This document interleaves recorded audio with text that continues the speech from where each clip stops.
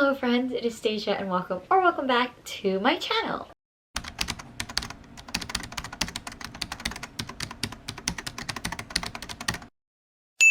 Today might be a bit of a longer video, but I'm actually super excited to be chatting with you all today. As you guys can tell from the title, the thumbnail, we will be doing my January wrap-up. January was an insanely good month for me, and I'm really proud of my reading. It definitely like set the tone for the year, I hope, and put me ahead in a lot of things. So that is very, very exciting. So of the books I read, only 2 of them are a part of a vlog. I had 4 5-star books this month, so that's very, very exciting. Before we get into my stats and the books that I actually read, we're gonna go ahead and go into my haul. I accumulated more books than I expected in the month of January, but it's okay because I didn't buy a lot. So I only bought myself 2 books, first of which is Check and Mate by Ali Hazelwood. I believe this is a YA, but I've already read some of her previous adult work and really loved it. So when Book of the Month had this, I went ahead and snatched it up. And then the other book I got myself is Powerless by Elsie Silver. I've not read the series or know anything about it, but I got that book. I believe it's book 3 or 4. So Powerless is book 3, which makes no sense because I got book 1 gifted to me from Rylan, because we did this exchange thing where we, for Christmas, read and annotated a book and then sent it to each other. So this is the book that she chose for me. She actually met Elsie Silver, so mine is like signed and personalized to me. So I got these 2 books, and then I realized that these are not the same cover. I thought it was, but one is from Bloom and then one is the actual like UK edition. So I'm not sure if I'm going to keep Powerless, but I did get these 2. So that was the second book I got and the first book that I got gifted. Everything else was gifted to me either through the authors or the publishers. So we're gonna go ahead and jump right into that. So the first book I got is Matching All the Way by Veronica Eden. I've already read this book on ebook and I absolutely love it. So it is a coach's daughter hockey romance. So she is interested in the assistant coach, so that's very fun. Then I got Breakaway by Grace Riley. I believe this is also the coach's daughter. Yeah, so this is also the coach's daughter, but I haven't read this one yet. Then I got Ever After Always by Chloe Leese. I have no idea what this one is about. Oh, apparently it is a marriage in crisis, which is interesting considering I'm married, so I'll be interested to see how I actually feel about this book when I read it. And I got Last Call at the Local by Sarah Grunder Bruce. Opposites Attract. American singer-songwriter and a charming Irishman trying to revitalize his family's pub. Okay, very fun. I want to read this one soon, actually. Like, this one seems super cute, so hopefully I'll get to that soon. Then I got Credence by Penelope Douglas. I believe this is a re-release with Bloom. This is a taboo romance. I believe it's like her like uncle or something. Her father's stepbrother, so is that like a step uncle, and her and his 2 sons, I believe, is what this book is about. And then the last book I got, I don't think is out yet, but should be coming out soon. But that is The Catch by Amy Lee, not sure. And this is apparently a grumpy lobster fisherman and a fashion influencer. All right, I feel like this almost gives the same vibes as It Happened One Summer. I don't know the actual plot, but like within the main characters, it gives me that sort of vibe. So those were all of the books that I accumulated this month. It was a lot, but I only bought myself 2. And I only bought Powerless because it was for like really cheap on Pango. So I was like, why not? But that's because I thought it was like the same edition as the Flawless that I got, but I don't think it is, so oh well. But anyways, those are all the books that I accumulated. If there's any book in that stack that you think I should prioritize or that you really enjoyed, let me know and I will get to them at some point, would be the hope. Now we're going to go into my January wrap up. All of the books I read, and this will be a fun time. I like to think that I semi-remember all of these books, but sometimes you just forget things after you read them. So we are going to jump into that now. So in the month of January, I surprisingly read 21 books. Crazy, I know. And that came out to a total of 6,169 pages. What an insane time to be alive. So my formats were 4 physical, 9 ebooks, and 8 audiobooks, either primarily audio or like some sort of like audio mix. And I forgot to write down my genres, but let me go ahead and look that up for you guys really quick. Pretty sure it's mostly romance. Yep. All right, and then my genres of January were 18 romance, 2 thrillers, and 1 fantasy. So we're going to go in the order mostly of which I read them, but there's a couple that I moved around just so that they could be all together. So the first thing that I want to go over is the Green family books by Piper Rain. I read later books in this series, like I think like I've read like 7, 8, and 9 or something like that, but I went back and read more. So we're gonna go ahead and go over that. The first things I'm gonna talk about with the Green family is the 3 novellas that I read. So the first of that is A Twist of Fortune, and this is technically like a prequel because the Green family is about like families combining, and A Twist of Fortune is those people meeting, which is Hank and Marla. So I gave that book 3 stars. It was okay, like it was a solid introduction, but novellas are really hard for me to really love. I feel like you just don't have enough time with everyone, and like the second you do start to get attached, it's like, you know, it's just a bit quick, which is what a novella is for, but you know, they're not for everyone. So it wasn't like my favorite read. It was interesting to see how Hank and Marla reconnected, because in the later books they do like bring it up, so it was interesting to see that. But you know, it's 3 star, it's fine, it was there, it is what it is. And then the next 2 novellas I read have the same rating and pretty much the same thoughts. So the first one is A Green Family Summer Bash, and then A Green Family Vacation. So I gave both of these 4 stars. I really like these novellas that happen like in the middle of a series, because it has a chapter from like every single point of view and every single kid, and I find that so interesting. Like, it's just so interesting to see where they are in life and like how they're viewing things, the problems that they're seeing at this certain point in time, especially since these are novellas that happened earlier in the series and I've already read like some of these people's stories. So to see how they interact and how they're acting before they get their happily ever after was actually really interesting to go back and read. But like I said, I know that some of them do end up with their happily ever after, and, or like who they at least end up with. So it's very fun. And it's just, you know, the normal like big family banter, big family drama, and I just really enjoyed those. So I gave those 4 stars each. Then I went back to books 1, 2, and 3. So book 1 is My Beautiful Neighbor, and this follows Cade and Presley.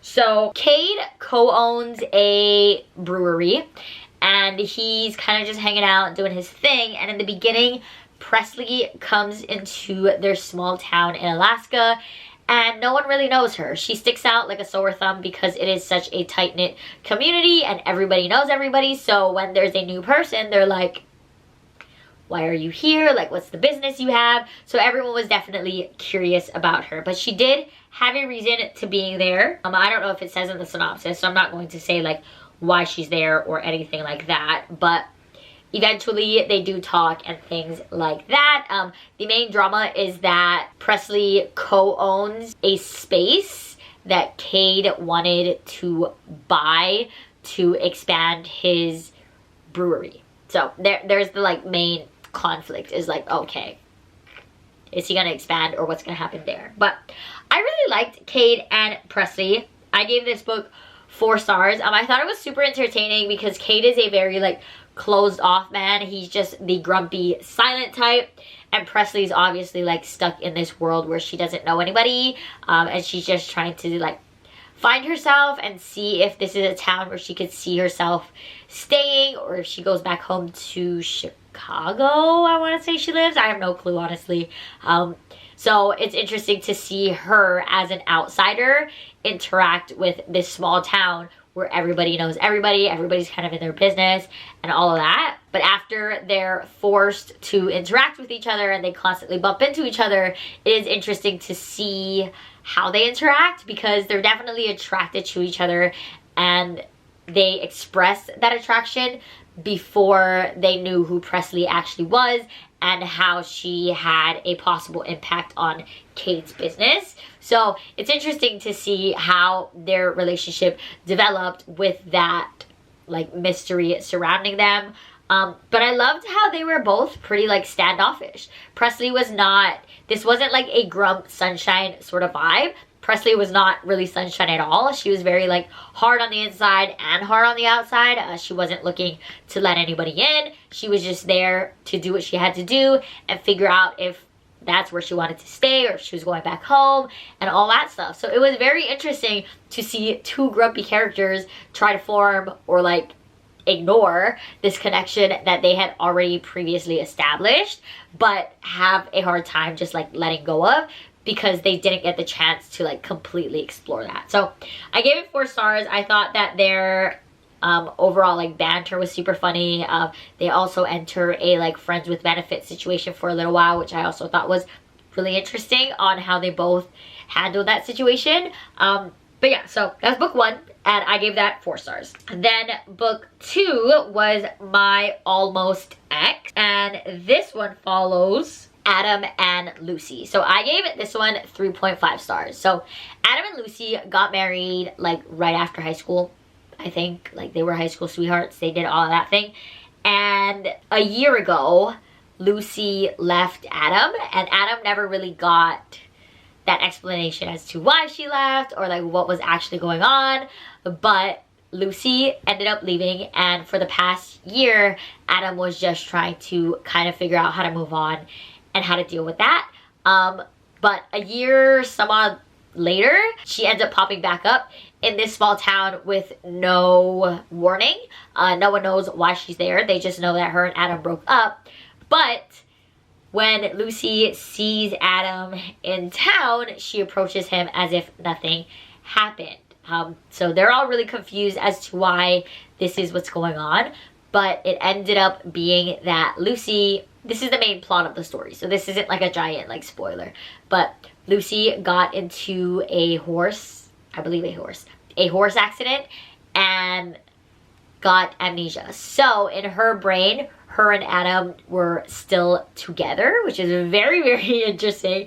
It did make for some peak drama. So Lucy thought that they were still together while Adam had been like battling with moving on for the past year. So Adam is obviously very closed off. He doesn't want to really like help Lucy or do anything like that, but obviously they were in love forever. So Lucy ends up moving back to try to help and jog her memories a little bit and see if she can remember what's going on, because even she does not remember why she would leave someone like Adam after all their history together. So Lucy comes back in town. They're trying to jog her memories. They're doing all of this stuff. And yeah, so I gave it 3.5 stars. I don't think I really cared or connected with these characters as much. It was interesting to see Lucy rediscover herself after forgetting like such little facts about herself, like what her favorite ice cream was. So it was interesting to see her like want to try all the ice creams and try to like get a new favorite, or potentially just have it be her old favorite. Adam was very patient. I really enjoyed Adam. Did he deserve everything? Yes. He was very patient and willing to help Lucy with her memories even after she essentially like broke his heart. So it was interesting. Their dynamic was definitely interesting, because Lucy still thinks she's in love with Adam and she doesn't understand why she would have ever left him, and Adam was just heartbroken, so he's very much trying to guard himself. But he realizes that Lucy was always the person that was hardest to guard his heart for. So as time goes on, Lucy starts remembering stuff and things start coming up, and they kind of have to deal with it that way. Like, is it worth falling in love all over again and being together again, or was there a genuine reason as to why she left in the first place, and they should kind of just leave it at that. So it was interesting watching them fall in love all over again. They just weren't like necessarily my favorite characters. Like, nothing was wrong with them. It was just like an okay book for me. So I gave that one 3.5 stars. And then book 3 was My Vegas Groom, and I gave this one 5 stars. So this follows Nikki and Logan. Nikki owns like a news podcast, but it's basically gossip for all of the small town. So when she goes with her best friend to Vegas for a little getaway, and she wakes up the next morning and she is married to an MMA fighter named Logan, she has no idea what to do because she is usually reporting the drama, not in the middle of it. So Logan is an MMA fighter. He has like a really big fight coming up, and that's kind of what he has to focus on. So he and Nikki kind of make a deal that they're not going to like get this divorce right away, because that would just be a lot more bad press that Logan doesn't need, especially since he has, like I said, his fight coming up. So they decide, all right, we're gonna like just pretend that this is what it is for a little bit and then go our separate ways later. That was the plan. And Nikki thought that she could just go back to her little small town in Alaska, and Logan would do their thing, his thing, and they would just, you know, live like that without telling the world that their marriage is fake, I guess. But when Logan follows Nikki to her small town of Alaska, things get kind of weird because they are forced to be together because everybody thinks they're married. So they have a whole bunch of forced proximity, but they also don't really know each other. So I really, really loved watching them because this is sort of a Grumped Sunshine situation. Logan is very optimistic about this fake dating, and Nikki kind of just wants it to be over. She doesn't want to fall in love. She doesn't necessarily believe in marriage and all of that stuff. So watching them interact was quite the dynamic. I really, really enjoyed them. Nikki obviously slowly begins to realize that Logan is not just like the MMA guy that she assumed that he was, and that there was more to him. And obviously feelings start to show, but Nikki doesn't want to make that commitment, or she's scared to make that commitment. So they just need to like kind of figure out where they go from there. But I really loved it. I loved the forced proximity. I loved the banter. I love seeing Nikki realize that, you know, like, if you choose the right person, it really isn't so bad. I loved the patience of Logan with Nikki and his understanding and where she was coming from. And yeah, he was just a total sweetheart, which you don't really necessarily expect from a guy like that. So it was very, very fun to watch. All right, so those were the 6 books that I read from the Green family. So the next book that I read was Something Like Lust by Piper Rain, and this is the story following Damon and Adeline. So Damon and Adeline had a one-night stand a few months ago, and later Adeline finds out she's pregnant, and Damon finds out, so he basically goes to her job and kind of sees what's going on, because he doesn't want to be the kind of guy who just ignores that. So he goes and sees if he could help her, and that's basically the premise of the book. So I gave this book 4.5 stars. I loved Damon's softness when it came to Adeline, because he's a football player, so he does have like the reputation of being like a party boy, a playboy. But when it came to Adeline and he realized that she was pregnant and that they would have a kid together, he definitely took that responsibility, which I really, really enjoyed. Adeline was obviously like skeptical because she doesn't know a whole bunch about Damon, except for the fact that, you know, he's an athlete and party boy. So she is hesitant on the situation, but she also acknowledges that she would never keep the father from their child. So they go into this plan where, while it is the off season, Damon gets to kind of like be really involved. He goes to the appointments, he figures out what's going on, and he's just, you know, by Adeline's side and figuring it all out. But obviously nothing is really that easy because there's obviously bad press and like everybody has questions on like who is she, how did this happen, like, but Adeline and Damon were just such a good match. Like I felt like the flow of their story and development of their romance was just so real, and everything that they were feeling were so valid, and I love that they were mature enough to like look at their whole situation and realize that they're not necessarily just playing house. Like they know that there's a responsibility, they're excited about this child, and whether or not they have to be together or put their differences aside and co-parent, like they were both willing and mature enough to pursue either route. So it was interesting to watch them get to know each other, because even though they're having a child together, they really spent no time together. So watching Adeline realize like, hey, maybe Damon isn't just like a rich athlete party boy sort of vibe, and Damon slowly starts to fall for small town girl Adeline, who's just a teacher and has a very mundane life in comparison to Damon. So watching their dynamic and relationship grow was so much fun. Their maturity was just so great. It made you like want to root for them and have their happily ever after. The next book I read was Watch Your Mouth by Candy Steiner. So this book follows Jackson and Grace.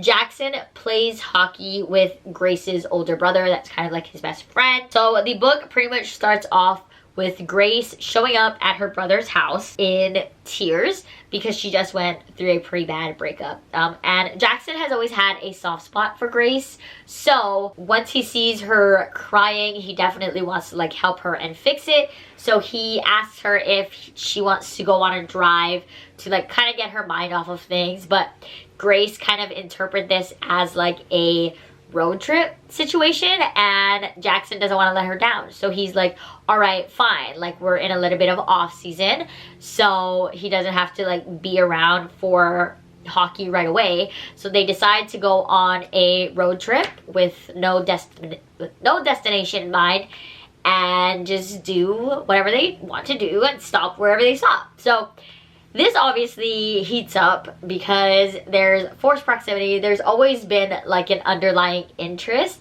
in the other person, but Jackson obviously didn't want to pursue anything because Grace is his best friend slash teammate's little sister. But when they're stuck in the car for so much and they get to know each other a lot on a deeper level, when they're forced to be in the same area, whether it be like a hotel room or just being in the car, like that's forced proximity, obviously brings a lot of feelings to light. So it was so much fun to watch them slowly figure out like what they want to do, and like basically like buckle down on like, hey, this is something that I would want to give a try, regardless on the fact that like your brother's my best friend sort of situation. There is also a bit of an age gap, so there's that. Like nothing too crazy. She is like of age and everything, but they do have a bit of an age gap. Jackson, I loved him. He was very level-headed until he couldn't be anymore. He realized that, you know, I'm just trying to help her. I don't want to take advantage of her. So their romance was a bit slow-moving because Jackson wasn't looking to pursue anything despite wanting to for years. He just never felt like it was the right time. And the fact that he knows Grace's brother was just like another factor.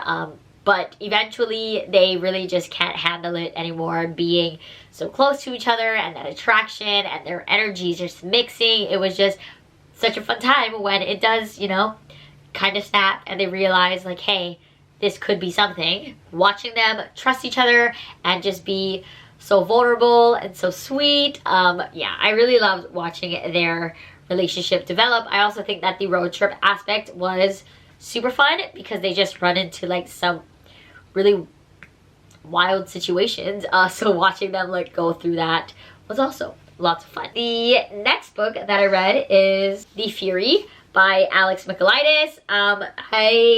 This was one of my most anticipated books of the year because I loved his previous book, The Silent Patient and The Maidens. I loved both of them. I know some people usually like one and not the other, but I really loved his first two books. So this was one of my most anticipated books of the year, and I gave it 2.5 stars. So there's my moment of silence of my anticipated read of the year being not great. I think this book is going to find its audience. I think you're gonna love it, or you're just not gonna like. Yeah, I don't think you're gonna hate. I don't think anyone's gonna hate it. I think you're just gonna love it, or you're gonna just be like, all right, that was fine. And I definitely fell on the like, it's fine portion, but it's fine. It's a really short book, and it was really fast to read. The chapters were short. Like that wasn't my issue. My issue came somewhere else. But anyways, first, let me tell you a little bit about this book. So in this book, we have our narrator, and his name is Elliot. Elliot is like the best friends of like this super rich like ex-actress, Lana, I think. Yeah, so she was she was at the peak of her career, and then she suddenly said that she was going to retire. But Elliot's her best friend. They've been friends for years, blah, blah, blah. So it is now Easter, and Lana was like, hey, I just want to kind of get away. So Lana, her family, and Elliot go to an island. It was just like a private island where they could just like escape life and just hang out on the beach and just spend some time together. There's also other characters, like other friends that were invited. So that's basically the premise. They're just spending Easter on this island. Secrets come out, drama happens, and it is what it is. So I gave this book 2.5 stars. The premise is definitely something that is so interesting, with the isolated setting on the island and the unpredictability and the secrets. But my main thing was the narration style. This book got very messy. I started the audio and I literally could not follow it. So I had to switch back to physical, because I did kind of both, but like I needed the physical book. I couldn't just simply listen to the audio because the narration gets really confusing. So Elliot is kind of all over the place. The way he tells this story is very unique, but it was just not a storytelling method that I really enjoyed. It was a lot of like back and forth, and it's like, before you understand this, let me go back like 3 years and tell you this random story. And then it was just like everything connects, but the messiness of the story was not for me. I think some people are going to love that chaos and they're going to love that messiness, but it just didn't work for me. For me personally, I was just like, all right, this narration style is not it. And by the end, although like I didn't put all the pieces together, I did guess some, but I didn't put all the pieces together. By the end, I was kind of just like, I kind of just want this book to be over. So I wasn't even in the state where I could be shocked or react. And I did not really care for the reveal. I was just like, all right, everything's fine. I didn't care about the characters. They are obviously supposed to be unlikable because this is like a thriller, and you know, you don't know who to side with. You don't know who's telling the truth, or like, you know, all of that. But I, by the end, just didn't care. I was just like, all right, these characters are not my favorite. Nothing is my favorite. I'm not having a good time. So I gave it 2.5 stars. The story definitely had intrigue. The writing just wasn't for me. The characters were annoying, which tends to happen with thrillers, but I just didn't like them. So then the payoff was like nothing for me. So gave that 2.5. Then I read Blame It on the Champagne by Fiona Cole. This is a marriage of convenience boss employee sort of vibe. So I gave it 4.5 stars. This book follows Vera and Nico. Vera is, I don't know the word scheduled. I don't know if scheduled is the right word, but she is set up to go into an arranged marriage, and she always in the back of her mind knew that this was going to happen. Her father owns like a really big like shipping company, so she knew eventually that she was going to have to get married, and it would probably be an arranged marriage like her parents, but her parents ended up fine and actually ended up falling in love, so she wasn't super worried about it. But when it comes into play a lot sooner, Vera kind of starts to panic because the guy that her father chose for her to marry is not at all a guy that she wants to marry. She doesn't think that they will ever fall in love and be how her parents were, so she is kind of freaking out. She doesn't want to marry this guy, but she's between a rock and a hard place basically. So in wanting to be independent and go to work, her father won't hire her because it's very old school in like the woman belongs in the household sort of vibe. So he's like, no, like you don't need to work. That's why you're getting married, so that this guy can take care of you. But Vera kind of doesn't want to just sit down and take that. So behind her father's back, she goes ahead and applies elsewhere and ends up getting hired by Nico. Nico owns a smaller shipping company, and he's kind of still taking it off from the ground up, and he's just building that. So he hires Vera. They instantly get off on the wrong foot. They're not the best of friends, but Nico can also recognize Vera's talent in what she does, so he obviously does hire her, keeps her around. One night, Vera basically gets drunk and goes to Nico, and she's like, all right, I quit. Like, obviously, you hate me. Like, this is just not gonna work, and I'm gonna get married off, so it doesn't really matter. I'm not gonna be able to work soon. And Nico was kind of just like, what? Why? Like, what is happening? Like, it's fine. You can still work here. Like, you're good at what you do and all of this stuff. And Vera's like, no, it's fine. Like, I'm stuck in an arranged marriage, blah, blah, blah. And then Nico has the idea. He's like, hey, why don't you marry me? Like, we don't need to have any strings attached. We can be, like, professional, and you could still, like, be able to work and still have a little bit of freedom, because he doesn't have the ties with, like, her father. So he's like, yeah, I would be a better option, and if you marry me, then you don't have to marry the guy that your father chose. So she's like, I hate you, but that sounds like a better option in comparison to what my father's giving me. So they end up doing their arranged marriage, and obviously one of them slowly starts to fall for the other. I enjoyed Nico and Vera's story. I knew where, like, the whole third act situation, I knew where all that was coming from, but I just really love these characters. I loved the way that Nico treated Vera, because Vera needed to be treated softly, I guess. Like, she's always been criticized and had to, like, live up to what her father wanted. She didn't want to have that, like, normal gender roles, but she had to do it anyways because her mother did it, and that's just how their family worked. But her seeing the freedom that she could have with Nico while also pursuing her career and, like, doing stuff like that, I really loved the way that Nico treated Vera. I loved the softness of Vera and how vulnerable she was able to get. She was a very, like, level-headed character. She was just stuck in a situation around men. Her father and fiance that she doesn't end up marrying, the arranged marriage, they just weren't, like, good people. Like, they just didn't see eye to eye with her. But she was a really great character, and I really, really loved watching them, like, both fall, especially because they were like, this is arranged, like, and you're my boss, so obviously nothing can happen.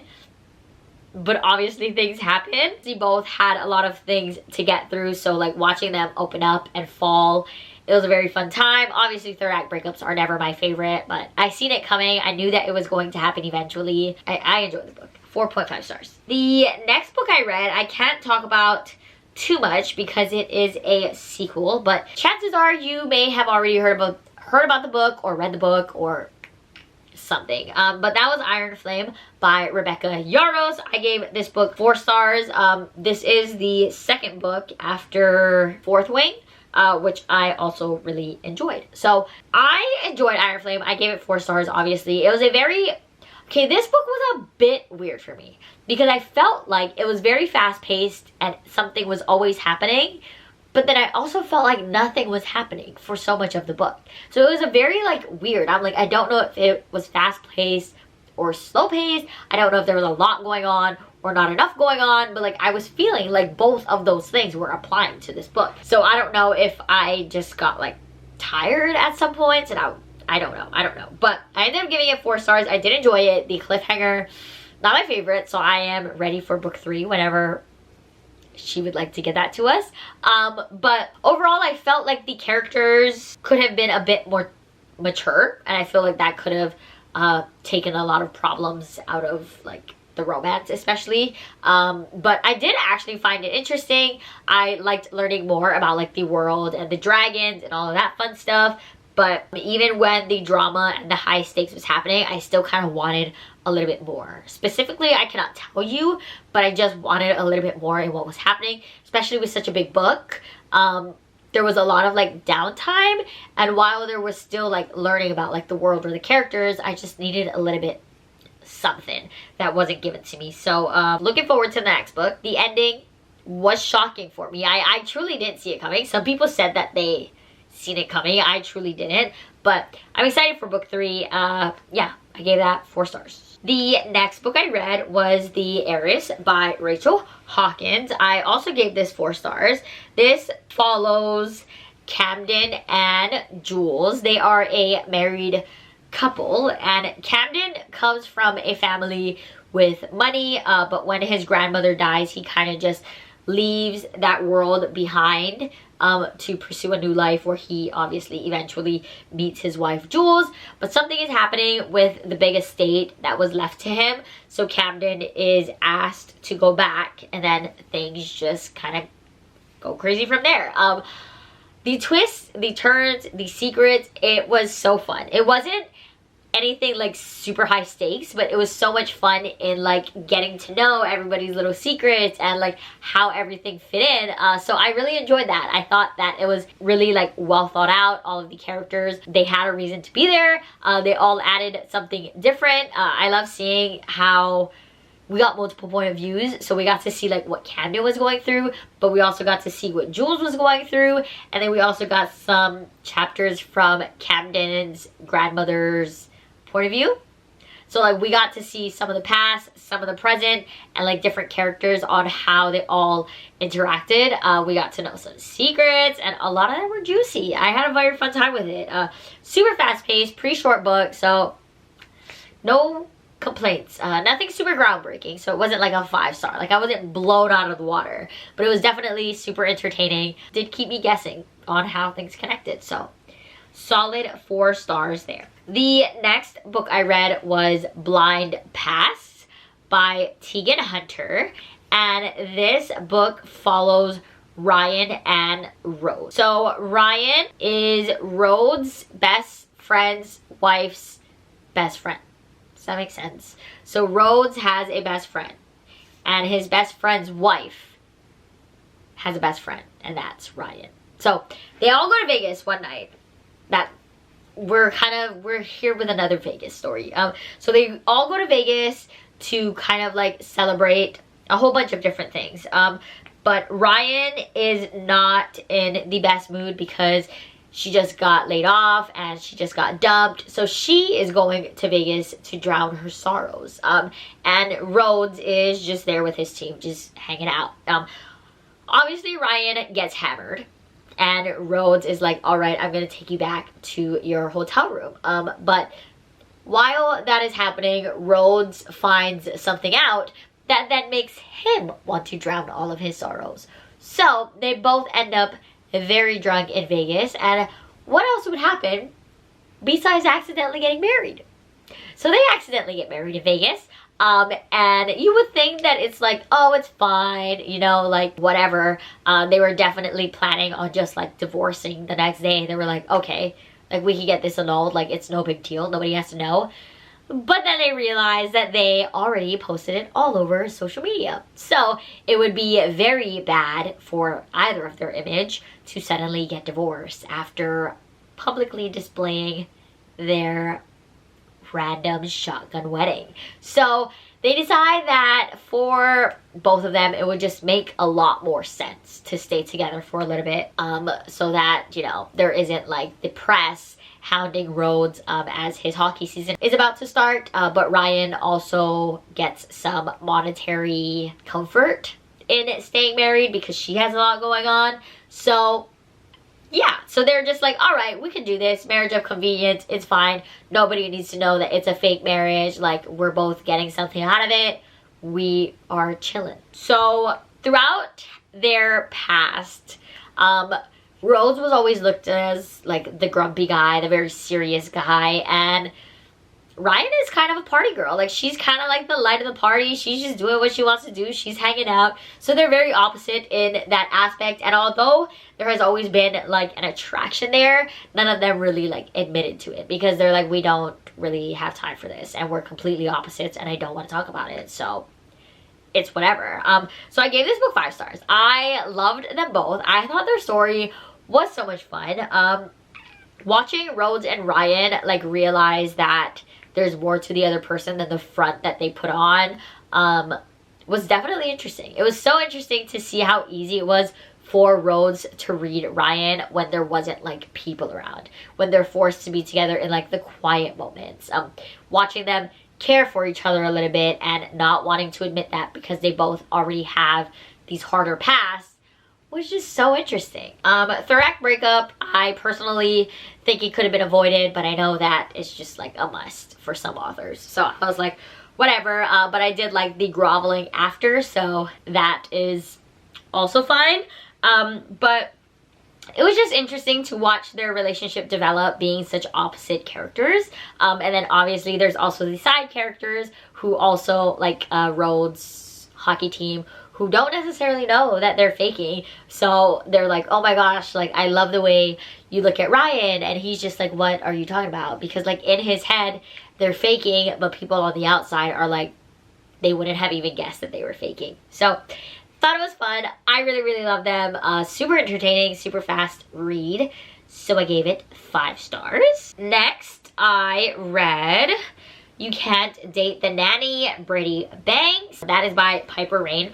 And I gave this book 4 stars. So this follows Brady and Violet. So Brady is a single dad needing a nanny, and Violet ends up getting hired through like her agency that she works with for Brady's son, Theo. Like I said, I gave this 4 stars.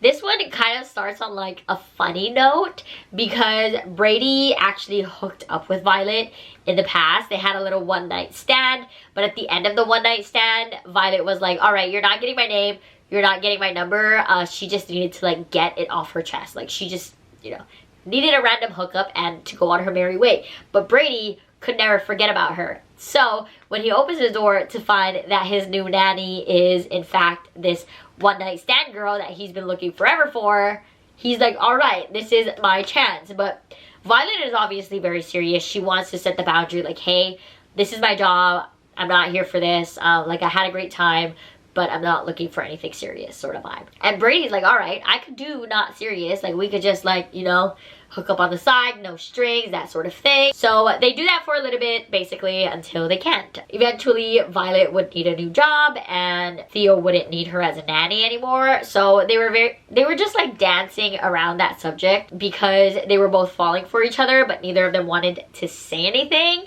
And then when Violet's time with them gets cut short, a lot of things just kind of come to light on what is worth the risks, because Violet had already established this connection with not only Brady but also his son Theo, and just like learning their routine and living with them for so long. Obviously she got almost used to that, but Violet obviously has a past that she needs to get over. Brady is a semi-single dad. He talks to Theo's mom, but they're not together at all. But they're like very like they're not fighting or anything. They're just like, yeah, we're fine to just hang out. Like we can co-parent but not like hate each other is what they are. But I kind of wanted a little bit more from Brady's character. I really liked Violet's character, and I feel like her character was very like fleshed out. Like she had a lot to talk about, and we got to like the root of her problems. Whereas I wish that we got a little bit more from Brady. I kind of wanted to go deep in a little bit more deep into his character and like why he was the way he was. But in the end, I actually really liked him. I kind of just wish that we got a little bit more from him in the like middle sort of area. But in the end, it all worked out and I enjoyed it. So that was that. 4 stars. Then I read the 2 books that are my only vlog, and that is 4 and 5 by Sarah, Kate, and Rachel Leigh, not sure. But this is the Black Heart duology, and I read it for the Mending Hearts book club. So I have an entire spoiler-free vlog going over these 2, but I'll give you guys my ratings. And then I'll give you guys like a little bit of a synopsis, but not really my thoughts. So book 1, titled 4, I gave 3 stars. And book 2, titled 5, I gave 4 stars. So basically this follows Ayres. And in the beginning of the book, Ayres's father gets murdered, and his last words are to go out and find Silas Black. So she goes out and finds Silas Black. She has no idea who he is. She's never heard the name. She's never met him. Nothing. Her father's never actually mentioned him. But those were her father's last words. So she goes out and finds him and realizes that Silas did know her father and kind of takes her under his wing because he feels like he needs to. And she now wants to get revenge on who murdered her father. So that's basically the entire book, is that she finds Silas Black, and he has two sons, Gabriel and Baron, and they're like sort of like assassins. So they help Ayres try to enact or like do whatever she wants with this revenge against the people who murdered her father, and kind of try to find answers as to why this entire situation happened and what actually was going on. So that's basically what book 1 is about. Book 2 is 2 years later after the first book ends, and I don't think these storylines kind of go together. Like, both of them could have pretty much been read as standalones, but that's that. I'm not going to give you too much of my thoughts, but those were the next books I read, and my vlog will be above and below if you want to check it out. Alright guys, let's hang in there. This is a pretty long video and I sincerely apologize, but we only have 5 books left, so we're gonna get through it. So the next book I read was Game Changer by Stacy Lynn, and I gave this book 4 stars. This book follows Garrett and Lizzie. They were besties. There is a prequel before this, I don't remember what it's called, but that kind of like sets up the one night stand. And Game Changer follows after that, where that one night stand turned into accidental pregnancy between these friends to lovers sort of vibe. So Lizzie and Garrett have been friends forever. And they never really crossed that line until one day they did. But instead of having the like awkward goodbye sort of situation, Lizzie kind of just leaves Garrett in bed and sneaks out. And then she doesn't talk to him for like 2 months. So that's kind of where we are at the beginning of this book. Lizzie is trying to tell Garrett that she's pregnant, but she doesn't seem to have that courage or know when to do it, because Garrett is a professional hockey player and he just got traded from their hometown that they've always lived in together to Vegas, where they don't live. I believe they're in like Chicago or something. So since he got traded, Lizzie didn't want to like overwhelm him because he's still settling into a new team, so she just kept finding excuses not to tell him. Eventually she tells him, obviously. That's what the entire book is about. And Garrett does want to be a part of this child's life. He definitely acknowledges that it is his child, and he just doesn't know how that's going to affect his relationship with Lizzie and whether or not they are able to co-parent. But eventually, they make a decision that Lizzie is going to try out Vegas and see how it is, so that they could potentially co-parent and turn it into more. So like I said, I gave this book 4 stars. I thought it was really fun. I love Garrett more than I loved Lizzie. I felt like Lizzie had a lot of big emotions and wasn't always sure how to portray them. But Garrett was really good with getting her what she needed and like helping her through whatever it was, whether she was like, you know, fearful of something or like anxious or, you know, anything like that. Garrett was definitely quick to help her through that and want her to be comfortable and, you know, try their best to see if this co-parenting thing can work, or if, you know, it's just not going to, and they're just gonna have to find another way to do it.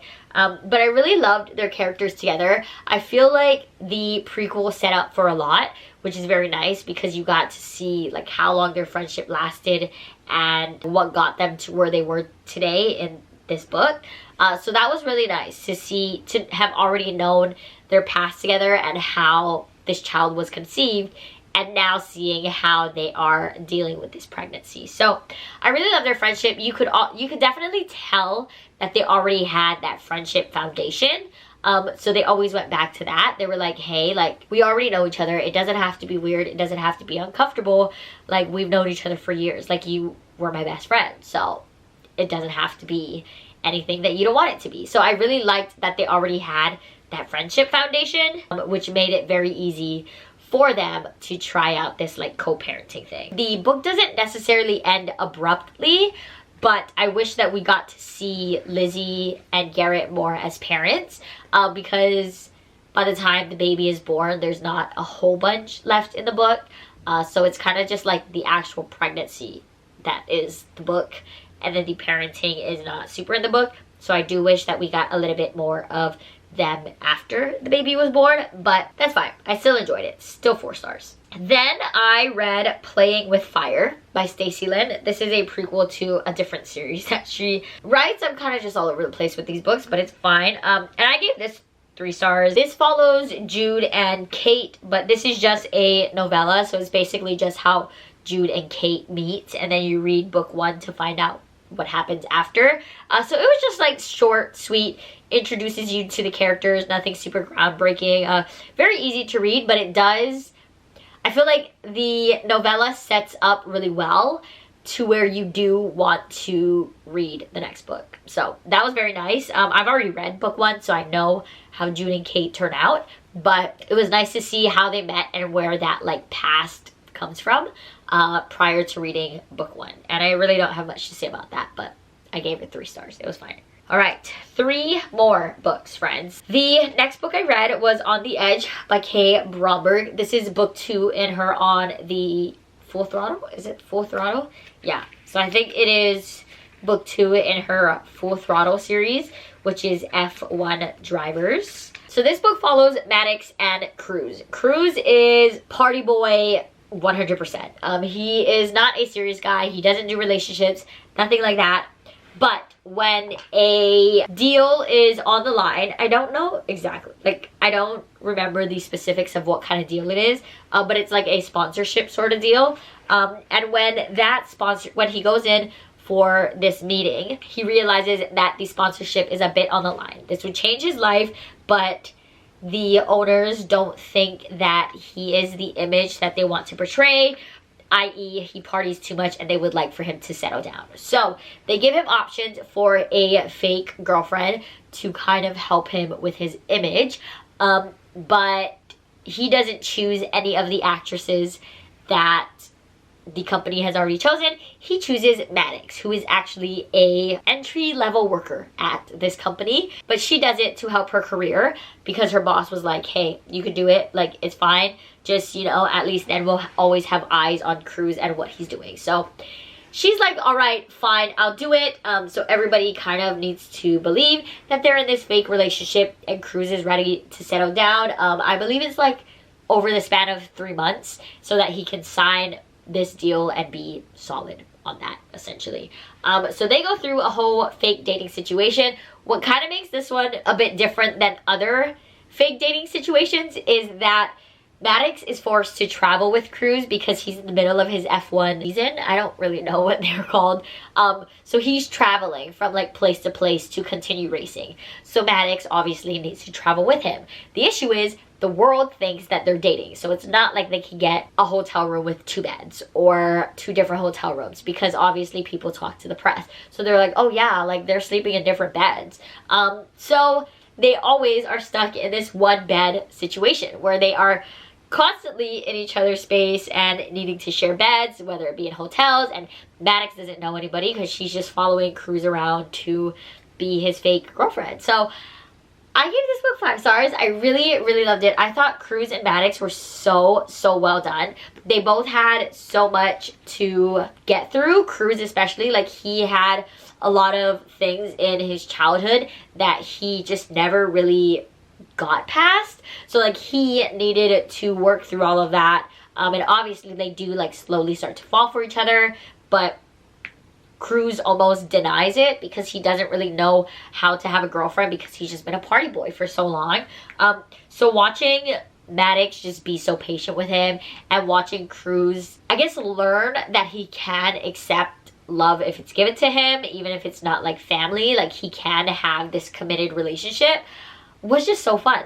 There's definitely a lot happening. There's definitely like a toxic relationship between Cruz and his dad, but watching the growth of the characters was just so fun. I really loved their romance. The whole one bed situation just kind of made stakes a little bit higher because they really like had nowhere to run. So very fun, very fast read, and yes, 5 stars. All right, 2 more books. The next book I read was Tame the Heart by Ava Hunter. This is the first book in the Runaway Ranch series. So this follows Charlie and Ruby. Ruby has a heart condition called SVT. Don't ask me what that stands for because I don't know how to say it. But it's basically her heart rate is sensitive, I guess. So like her heart will beat way faster than a normal person's. So when she gets like too stressed or too excited, like that could potentially be like a very bad situation that she finds herself in. So it's a very like high stakes for her. But she realizes that she's not really living and she wants to start living. So she decides to kind of go on a road trip. She just has a map. She has her phone. She goes wherever she wants. She has a bucket list that she's trying to complete. So her bucket list brings her to Resurrection. I don't remember the state in which Resurrection is in, but she ends up in this small town called Resurrection, and that is where Charlie lives. Charlie is a cowboy with a very hard past, and he ran away from it. He ran away from that past and tried to move on and ended up opening a ranch called Runaway Ranch, and he now runs it with his brothers. So that's Charlie, that's Ruby, that's the story. So I gave this book 5 stars. So Ruby and Charlie end up meeting because Ruby is very out of place when she goes to this bar to try to get a job, but they don't want to hire her. And Charlie right now, his ranch is not doing so great because there was a viral TikTok that kind of just gave them hate and backlash and that whole situation. But Charlie knows nothing about social media. Luckily, Ruby is a like social media manager, marketer or something. So eventually she convinces Charlie to hire her to help turn the ranch around. So Ruby ends up living on the ranch, not with Charlie. Like she's in a different cabin, but she lives on Charlie's ranch to have this social media thing going for them, and try to help like turn them around. So their thing is that Ruby's only there for the summer. She's still gonna go back home. She still has other things on her bucket list to complete. So she's only there for the summer. She doesn't think anybody needs to know about her SVT. She's kind of just living her life. She just wants to help Charlie and the ranch and, you know, just get to live a little bit.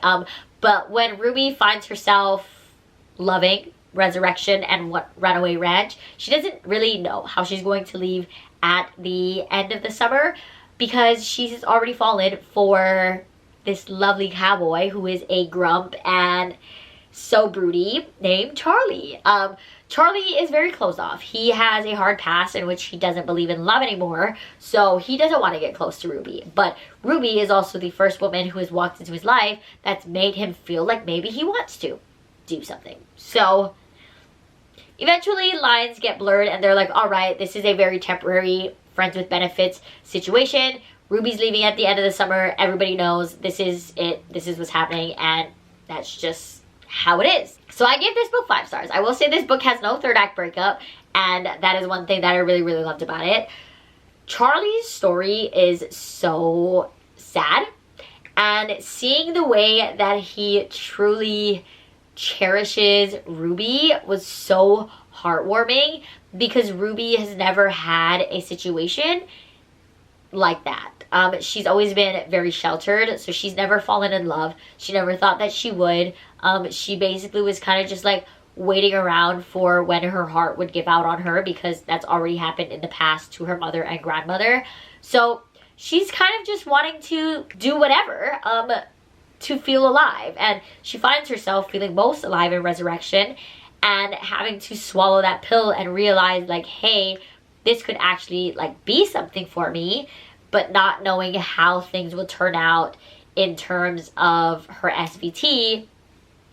It was just a whole thing. I really loved it. I loved Charlie with all of his brothers as well. All of his brothers, I believe, is where like the other books are going to follow his brothers, but they all have such different personalities. So seeing Charlie with all of his brothers and Ruby just like start to get closer to the people on the ranch and finding her place, it was just so good. I nearly cried because the book just really tugs at heartstrings, and it was just so good the way that their relationship develops and the heartbreak that you feel. But it's amazing. I loved it. It was a pretty long book, but I feel like it was definitely worth it in seeing their relationship grow and feeling all the emotions.